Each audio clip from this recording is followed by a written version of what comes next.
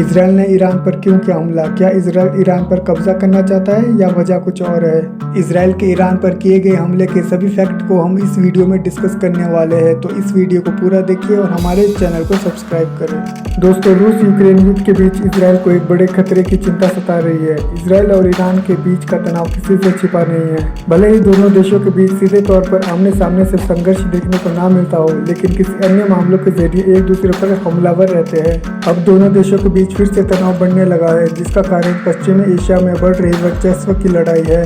Israel के राजनयिकों का मानना है कि ईरान के परमाणु कार्यक्रम के अलावा पश्चिमी एशिया के लेबनान में हिजबुल्लाह और गाजा में इस्लामिक जिहाद का एक नेटवर्क तैयार किया गया है।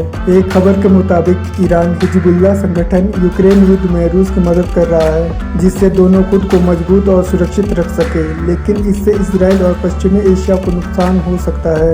इतना ही नहीं, इसराइल के विदेश मंत्रालय के एक उप प्रवक्ता अलोन लवी का कहना है कि मध्य पूर्वी देश लेबनान के आतंकी संगठन हिजबुल्लाह का रूस की मदद करने पर इस इलाके के दूसरे देशों को भी नुकसान उठाना पड़ सकता है।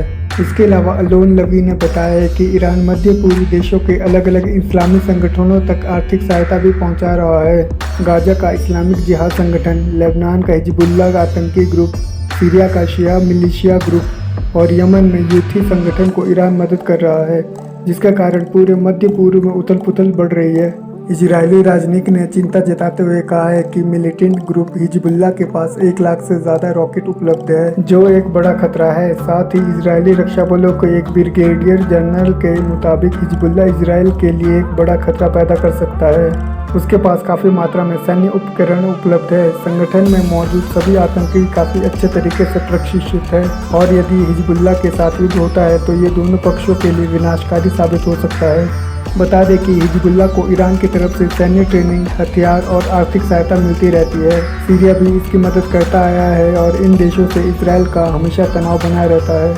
1982 में लेबनान पर इसराइल के हमले के बाद ईरान ने 80 के दशक में आतंकी संगठन हिजबुल्लाह के गठन में मदद की थी, जिसके बाद काफ़ी लंबे समय तक ये युद्ध चला और फिर साल 2000 में इसराइल ने लेबनान से अपने सैनिक हटा लिए।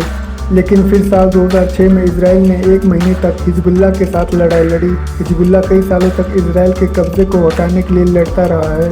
पिछले कुछ सालों में इसराइल ने ईरान की ओर से जिन इस्लामिक संगठनों तक मदद पहुंचाई जा रही है उन पर हमले किए हैं। सीरिया के अंदर इसराइल ने कई हवाई हमले कराए, जिसका मकसद इसराइल के लिए सीरिया की सीमा पर ईरान के कब्जे वाले इलाके को वापस लेना है। लेकिन इसके लिए इसराइल के रूस के साथ भी अच्छे संबंध बनाए रखना एक चुनौती होगा, क्योंकि सीरिया के हवाई क्षेत्र पर रूस के ही सेना का नियंत्रण है। रूस के यूक्रेन के साथ युद्ध को लेकर अन्य पड़ोसी देशों के साथ विवाद भी देखने को मिला है। कुछ महीने पहले रूस ने इसराइल को यूक्रेन की मदद किए जाने को लेकर चेतावनी भी दी थी।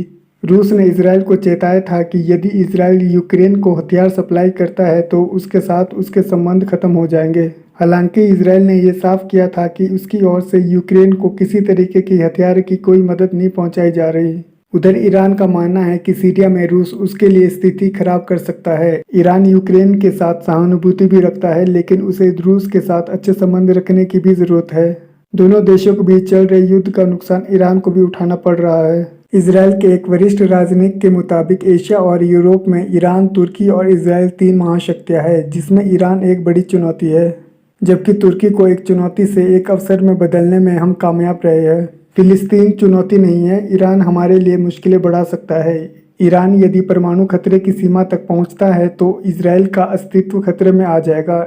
इसलिए हमारे लिए ईरान के एजेंडे का विरोध करना जरूरी है, और ईरान यदि खतरा बढ़ाता भी है तो सुन्नी अरब देश इससे निपटने के लिए हमारे साथ है।